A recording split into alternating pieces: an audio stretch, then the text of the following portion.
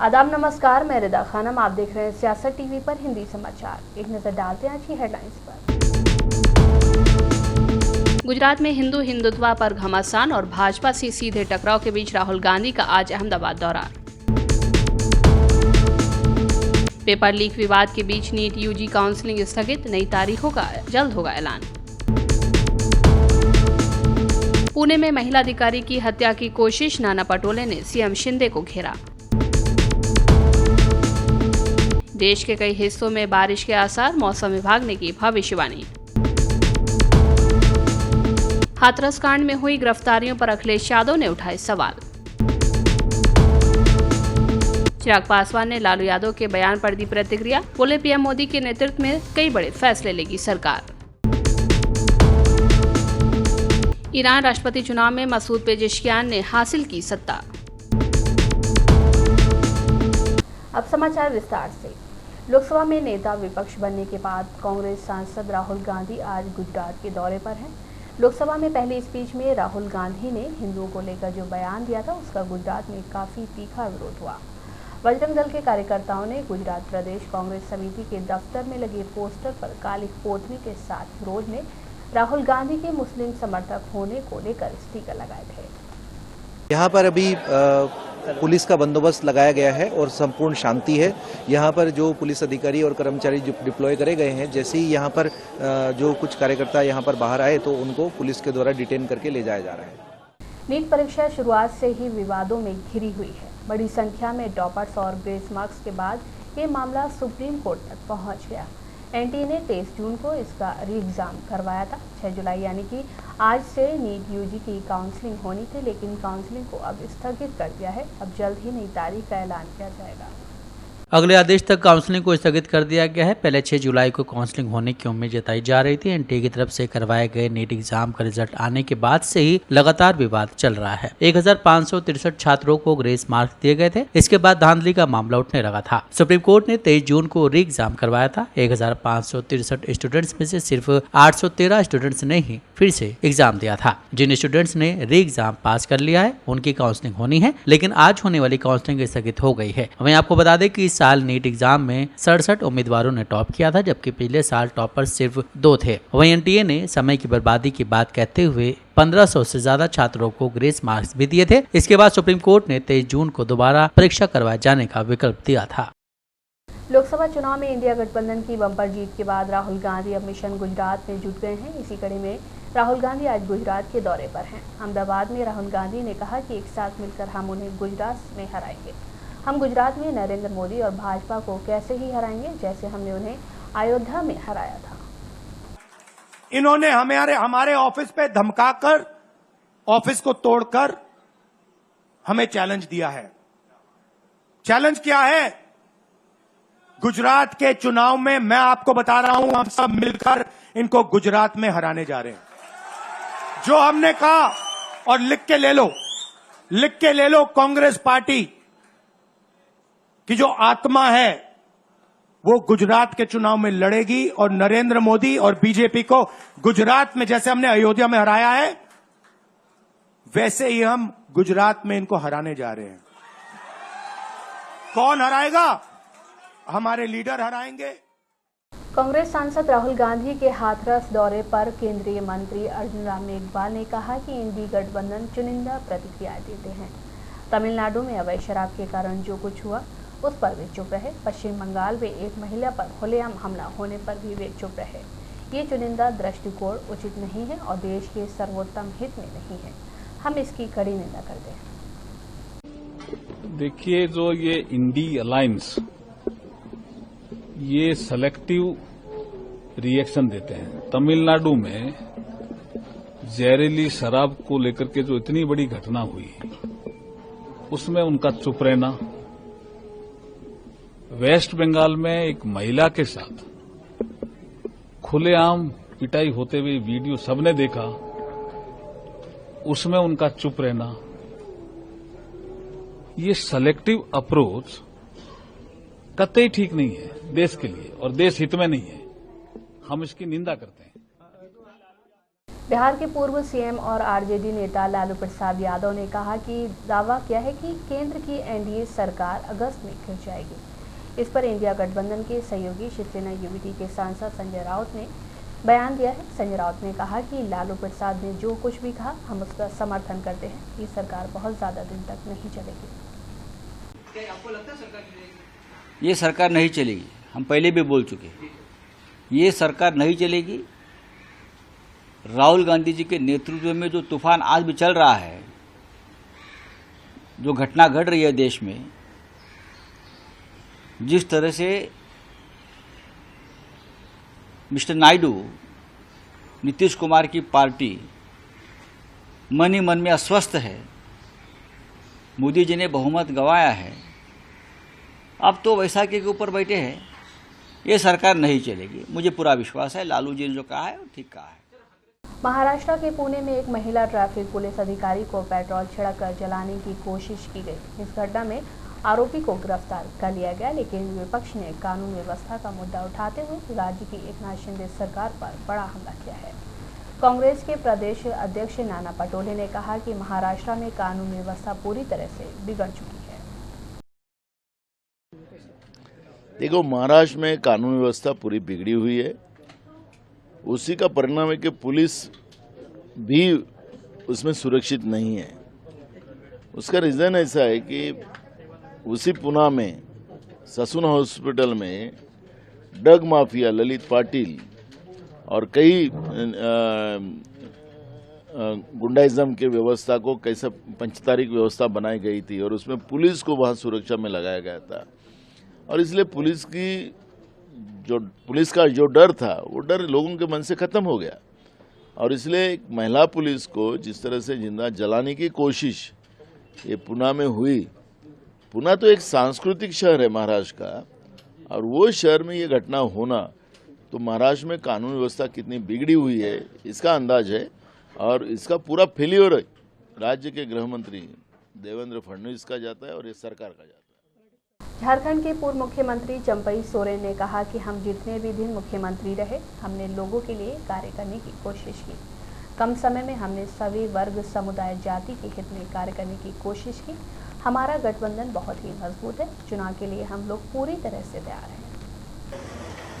हम जितना दिन भी था, हम हमारा शेड्यूल था, हम कम करते थे। एक दिन भी हमारा शेड्यूल से अलग था। इसीलिए हम समझते हैं ये जो भी हम कम समय में बहुत अच्छा हम काम करने का प्रयास किया। यहाँ सभी वर्ग को, सभी समुदाय, सभी गरीब युवा, हर हित को ध्यान में देके हमने काम को आगे बढ़ाया। विधानसभा चुनाव को लेकर बहुत कुछ बात वो तो आएंगे, इसका लिए कोई चिंता करने की बात नहीं। और हमारा गठबंधन है और हमारा गठबंधन बड़ा मजबूत है और हम उसका लिए किसी भी समय हम लोग तैयार हैं। उसमें कोई मानसून की बारिश ने पूर्वोत्तर राज्य में लोगों के लिए बड़ी मुश्किलें बढ़ा दी हैं। सड़क, रास्ते, पगडंडियां सब सैलाब में डूब चुके हैं। असम के बाराघाटी में मानसून आफत बनकर बरस रहा है। तेज बारिश के चलते बाराघाटी के सभी नदियां उफान पर हैं। सबसे बुरा हाल असम का है। यहाँ 29 जिलों में सैलाब का संकट है। बड़ा डिस्ट्रिक्ट का पूर्व क्षेत्र में आता है, सबसे पूर्व क्षेत्र है ये। इस इलाके संगा समष्टि का रोमर एक पत्थर गांव कहते हैं इसका। आपके साथ क्या हुआ ये बताइए। मेरा घर था। 1 महीने में इरोशन के कारण मेरा घर टूट गया है। अभी मैं एक दूसरी आदमी के घर में रह रहा हूँ। मेरे अभी कोई घर नहीं। आपके फैमिली में कितने? मेरे फैमिली में मेरी 2 बेटियां है, माँ है, फैमिली है। तो अभी दूसरी के घर में अभी उसमें भी बहुत पानी है, इतनी से पानी है। हम उससे सोरकोट अभी एक शिविर में रह चुके हैं, रिलीफ कैंप में। तो यहाँ पर देखे थे कि बहुत सारी फैमिली भी इफेक्ट हुए। हाँ, ये थे करीबन 100 फैमिली होगा। 1 महीने 2 महीने के अंदर ये इरोशन के कारण उसके घर टूट गया है। वो अभी दूसरी जगह में कोई रिलीफ कैंप या कोई दूसरी जगह में ठहरा है। राजस्थान भाजपा के पूर्व प्रदेश अध्यक्ष डॉक्टर सतीश पूनिया को हरियाणा प्रदेश का प्रभारी बनाया गया है। राजस्थान की तरफ से इसे एक बड़े राजनीतिक घटनाक्रम के रूप में देखा जा रहा है। पूनिया ने अपनी प्रतिक्रिया देते हुए कहा कि हरियाणा का संगठन मजबूत है और वहां पर इस बार भाजपा जीत की हैट्रिक लगाएगी। पार्टी ने इस तरीके की जिम्मेवारियां समय समय पर दी भी हैं और पार्टी की अपेक्षाओं के हिसाब से उन जिम्मेवारियों को परिश्रम से पूरा करने की कोशिश भी की है। हरियाणा लोकसभा चुनाव में हालांकि हमें सिर्फ 5 सीटें मिली, लेकिन फिर भी यदि सीट टू सीट उसका एनालिसिस करेंगे तो विधानसभा के सेगमेंट से हम लोग कांग्रेस से कहीं आगे थे। दूसरा, हरियाणा का जो विधानसभा का चुनाव और लोकसभा के चुनाव का थोड़ा मिजाज अलग होता है। जिस तरीके की कांग्रेस की वहां अंदरूनी स्थिति है वो बहुत बेहतर नहीं है। दूसरी तरफ भारतीय जनता पार्टी का अपना जो संगठन है वो धरातल पर अपेक्षाकृत और दलों से ज्यादा मजबूत भी है। वहां पार्टी के नेता परिश्रमी हैं, एकजुट हैं। बिखरी हुई कांग्रेस को मुझे नहीं लगता कि हमारे लिए कोई चुनौती है। लोकसभा की कुछ बातों से हम लोगों ने सीख भी ली है और उस आधार पर हम लोग आगे भी बढ़ेंगे। उसकी पूरी समीक्षा हम लोगों ने की है। उम्मीदवारों का ठीक चयन हो जाए, जनता का एक एजेंडा हम लोग जनता तक पहुंचा सकें और पिछले 10 वर्षों में जो उपलब्धियां केंद्र की और हरियाणा की सरकार ने अर्जित की हैं उनका ठीक तरीके से बेनिफिशियरीज तक हम लोग उस चीज को अपील के तौर पर ले जाएं। तो मुझे लगता है कि सब लोगों को साथ लेके, कार्यकर्ताओं को, नेताओं को साथ लेके हम लोग हरियाणा की चुनौती को निश्चित रूप से सफलतापूर्वक पार पाएंगे। देश में मानसून आते ही कई राज्यों में बारिश हो रही है। हिमाचल प्रदेश और उत्तराखंड सहित उत्तर भारत के कई बड़े हिस्सों में बारिश के कारण आम जीवन प्रभावित हुआ है, जबकि असम में बाढ़ की स्थिति गंभीर बनी हुई है। पूर्वोत्तर राज्य की प्रमुख नदियां खतरे के निशान से ऊपर बह रही हैं और बाढ़ के करीब 22 लाख लोग प्रभावित हुए हैं। मौसम विभाग ने राष्ट्रीय राजधानी दिल्ली में आज आमतौर पर बादल छाए रहने और हल्की बारिश के साथ साथ गरज और बिजली गिरने का अनुमान जताया है। मौसम विभाग के मुताबिक दक्षिण पश्चिम मानसून ने 8 जुलाई की सामान्य तारीख से 6 दिन पहले ही 2 जुलाई को ही पूरे देश में दस्तक दे दी है। देश की राष्ट्रीय राजधानी दिल्ली में अधिकतम और न्यूनतम तापमान 33 और 26 डिग्री सेल्सियस के आसपास रहने की संभावना है। शिमला स्थित मौसम कार्यालय ने आज अलग अलग स्थानों पर भारी बारिश, आंधी और बिजली गिरने का येलो अलर्ट जारी किया है। रविवार और सोमवार को उत्तर पूर्वी राजस्थान के कुछ हिस्सों में बारिश की संभावना है और 9 व 10 जुलाई को इसमें बढ़ोतरी हो सकती है। मौसम विभाग ने कहा है कि बीकानेर संभाग और जोधपुर संभाग के पूर्वी और उत्तरी हिस्सों में भी अगले 2 से 3 दिनों में बारिश होने की संभावना है। मौसम विभाग ने कहा है कि उत्तरी पश्चिम बंगाल में 9 जुलाई तक बारिश होने की संभावना है। उत्तर प्रदेश में 8 जुलाई तक बारिश होगी। यहाँ तेज हवाओं के साथ भारी बारिश का अनुमान है। दक्षिण कन्नड़ जिले में अगले 24 घंटों में भारी बारिश की चेतावनी के मद्देनजर जारी रेड अलर्ट को देखते हुए जिला प्रशासन ने आज 12वीं तक के सभी स्कूलों को बंद रखने की घोषणा की है। यूपी के हाथरस में हुए हादसे पर प्रशासन की कार्रवाई को लेकर समाजवादी पार्टी के अध्यक्ष अखिलेश यादव ने यूपी की योगी सरकार पर निशाना साधा। सपा अध्यक्ष ने इस मामले में छोटी मोटी गिरफ्तारियों को षड्यंत्र बताया और इन गिरफ्तारियों की न्यायिक जांच की मांग की। सपा अध्यक्ष अखिलेश यादव ने सोशल मीडिया एक्स पर उन्हें लिखे गए एक पत्र को शेयर करते हुए गिरफ्तारियों पर सवाल उठाए। ये चिट्ठी उन्हें हाथरस हादसे में पूछताछ के लिए लाए गए रामलैट यादव के बेटे अंकित यादव ने लिखी थी, जिसमें अंकित ने दावा किया कि उनके पिता घटनास्थल से 2 किलोमीटर दूर थे, लेकिन फिर भी पुलिस उनके पिता को ले गई। इस घटना से उनका कोई वास्ता नहीं है। अखिलेश यादव ने लिखा है कि उत्तर प्रदेश शासन प्रशासन हाथरस हादसे में अपनी नाकामी छुपाने के लिए छोटी मोटी गिरफ्तारियां दिखाकर सैकड़ों लोगों की मौत से अपनी जिम्मेदारी का पल्ला झाड़ना चाहता है। अगर ऐसा हुआ तो इसका मतलब ये निकलेगा कि इस घटना के आयोजन में हुई शासनिक प्रशासनिक विफलता से किसी ने कोई सबक नहीं लिया और ऐसी दुर्घटनाएं भविष्य में भी दोहराई जा सकती हैं। उन्होंने कहा है कि शासन प्रशासन किसी खास मंशा से व्यर्थ में ऐसे लोगों को गिरफ्तार कर रहा है जो मूल आयोजन स्थल से दूर थे और गिरफ्तारी के बाद उनको ही दोषी ठहराए जाने की तैयारी कर रहा है। ये गिरफ्तारियां वास्तव में एक षड्यंत्र हैं। इन गिरफ्तारियों की तुरंत न्यायिक जांच हो, जिसमें उत्तर प्रदेश की भाजपा सरकार का खेल जनता के सामने लाया जा सके। हाथरस में सूरजपाल सिंह उर्फ भोले बाबा के सत्संग में हुई भगदड़ मामले की जांच लगातार जारी है। न्यायिक आयोग की टीम अब हाथरस पुलिस लाइन पहुंच गई है। आयोग अब तक जहां हुई जांच की जानकारी पुलिस को ले रही है, वहीं आयोग ने यहां पर 132 लोगों के बयान भी दर्ज किए हैं। आयोग का मकसद ये जानना है कि अब तक भगदड़ मामले की जांच कहां तक पहुंची है।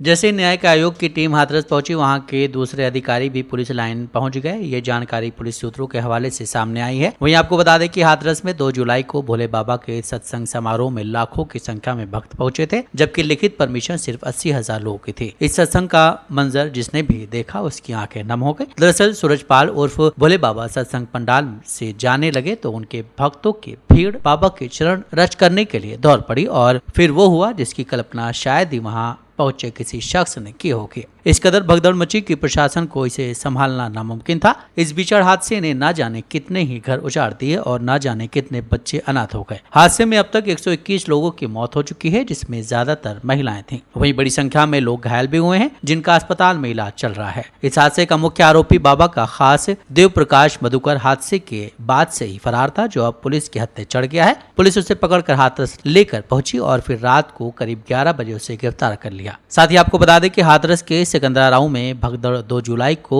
स्वयंभू संत नारायण साकार हरि उर्फ भोले बाबा के सत्संग के दौरान हुई थी। एफआईआर के मुताबिक कार्यक्रम में 2.5 लाख से ज्यादा लोग शामिल हुए थे, जबकि प्रशासन ने केवल 80,000 लोगों को ही अनुमति दी थी। केंद्रीय मंत्री चिराग पासवान ने आरजेडी प्रमुख लालू यादव के बयान पर प्रतिक्रिया दी है। उन्होंने कहा कि 5 साल में लालू यादव के कार्यकर्ता तैयारी नहीं कर पाए थे। परिणाम सबके सामने है कि कितनी सीटों पर लड़े और कितनी सीटों पर जीत हासिल की, ये सभी जानते हैं। अपने कार्यकर्ताओं को उलझाने और फंसा कर रखने के लिए ऐसे बयान दे रहे हैं। लालू यादव ने कल कहा है कि अगस्त में मोदी सरकार के कार्यकर्ताओं से अपील किया है कि वो तैयारी रहने की बातें करें। 5 साल में तो उनके कार्यकर्ता तैयारी कर नहीं पाए थे। परिणाम सबके सामने, कितनी सीटें लड़े और कितनी जीते हैं ये सब जानते हैं। देखिए, अपने कार्यकर्ताओं को उलझाने के लिए, उनको रिझाने के लिए, उनको फंसा के रखने के लिए भैया 5 साल तक क्या करेंगे? यही बातें बोलना ना पड़ेगा। अब चुनाव हो रहा है, अभी अगस्त की डेट दी है, उसके बाद दिसंबर की देंगे, उसके बाद अगले साल की देंगे, फिर 1 साल की देंगे, फिर 1.5 साल की देंगे। करते करते अगला 5 साल इन लोगों को किसी तरीके से खींचना है।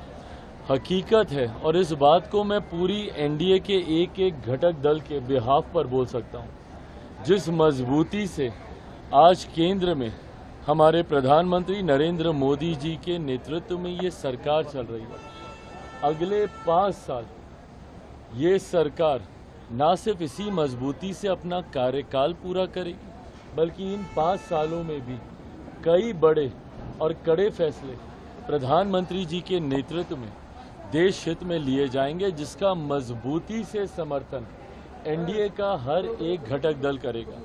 इस बात में अगर किसी के मन में 1% भी शंका है कि कोई भी एनडीए का घटक दल हमारे प्रधानमंत्री जी के नेतृत्व में कुछ भी आगे पीछे करने की सोच रखता है, तो इस बात को वो अपने मन से निकाल दे। सहज सबने प्रधानमंत्री जी के नेतृत्व को स्वीकार किया है और उन्हीं के नेतृत्व में 5 साल ये सरकार मजबूती से अपना कार्यकाल पूरा करेगी। केंद्रीय मंत्री गिरिराज सिंह ने राहुल गांधी पर निशाना साधते हुए कहा कि राहुल गांधी का हाथरस दौरा सिर्फ एक पॉलिटिकल टूर था। हाथरस कांड के बाबा की गिरफ्तारी को लेकर गिरिराज सिंह ने कहा कि जांच की जा रही है और कोई भी दोषी बख्शा नहीं जाएगा।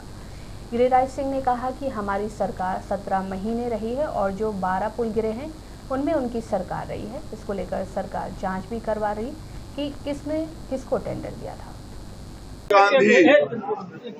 राहुल गांधी का हाथरस एक पॉलिटिकल टूर था और कुछ नहीं। बाबा का नाम गायब है हाथरस कांड वाले मामले में, और उन्होंने ममता बनर्जी मायावती ने गिरफ्तारी की, उन्होंने मांग की है। बाबा का क्या कहेंगे? वो तो जो जांच कर रहे हैं उन्होंने कहा है वहाँ की सरकार कि कोई दोषी बख्शा नहीं जाएगा। ठीक। ये यूपी के मंत्री ने कहा कि मुस्लिम सावन के महीने में दुकान खोले, लेकिन हिंदू देवी देवता के नाम पर नाम न रखें, इससे विवाद होता है। देखिए, पूरे देश में अयोध्या हो, बनारस हो या सावन में हर क्षेत्र में हाथ में कलेवा बांध करके अपने को हिंदू तरह दिखा करके वो दुकान खोलते हैं और वो ज्यादातर मुस्लिम समाज के वो दुकानदार होते हैं। मैं प्रशासन से अपील करता हूं,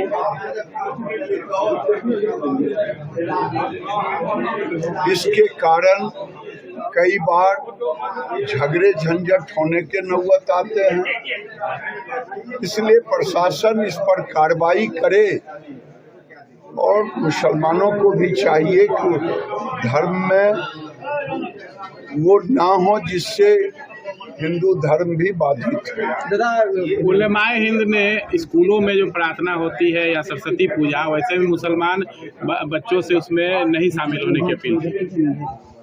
दुर्भाग्य है इस देश का जो आज 47 में हमारे कुछ पूर्वजों ने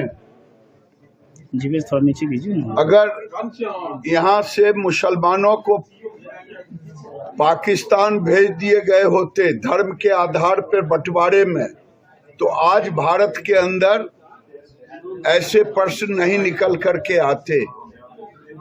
और ये आज भारत के वोट बैंक की राजनीति करने वाले को सनातन के ऊपर। ईरान में हुए राष्ट्रपति चुनाव में मसूद पेजेशिकियान ने अपने प्रतिद्वंदी सईद जलीली को बड़े अंतर से हराकर जीत हासिल की है। वहीं आपको बता दें कि मसूद इससे पहले ईरान के स्वास्थ्य मंत्री की जिम्मेदारी भी संभाल चुके हैं। देश में मसूद पेजेशिकियान को एक ऐसे नेता के रूप में देखा जाता है जो सुधारों में विश्वास रखते हैं। वहीं आपको बता दें कि बीते महीने ईरान के राष्ट्रपति इब्राहिम रईसी के हेलीकॉप्टर हादसे में मौत हो गई थी। उनके मौत के बाद ईरान में राष्ट्रपति चुनाव हुए। एक रिपोर्ट के मुताबिक ईरान राष्ट्रपति चुनाव में मसूद को 1.63 करोड़ वोट मिले। उन्होंने अपने प्रतिद्वंदी नेता जलीली को 28 लाख वोटों से हराया है। वहीं आपको बता दें कि मसूद ने चुनाव में देशवासियों से वादा किया था कि अगर वो राष्ट्रपति बनते हैं तो वो पश्चिमी देशों के साथ संबंधों को सुधार करेंगे और ईरान में अनिवार्य रूप से लागू हेडस्कार्फ के कानून में ढील देंगे। मसूद ने राष्ट्रपति चुनाव जीतने के बाद ईरान की शिया धर्मशाही में किसी भी तरह का परिवर्तन नहीं करने का वादा किया है। उन्होंने सर्वोच्च नेता आयतुल्लाह अली खामेनी को राज्य के सभी मामलों का अंतिम मध्यस्थ माना है। ईरान में समय से पहले राष्ट्रपति का चुनाव कराना पड़ा है, जहां इब्राहिम रईसी के राष्ट्रपति रहते एक हेलीकॉप्टर क्रैश में मौत हो गई थी। नियमों के मुताबिक ऐसी स्थिति में 50 दिनों के अंदर राष्ट्रपति के चुनाव का प्रावधान है। Raisi supreme leader Ayatollah Ali Khamenei के सबसे करीबी थे और वो खामेनी के उत्तराधिकारी माने जाते थे। हिंदी समाचार बस यहीं समाप्त होता है। मुझे दें इजाजत। बाकी खबरों के लिए बने रहें सियासत टीवी के साथ।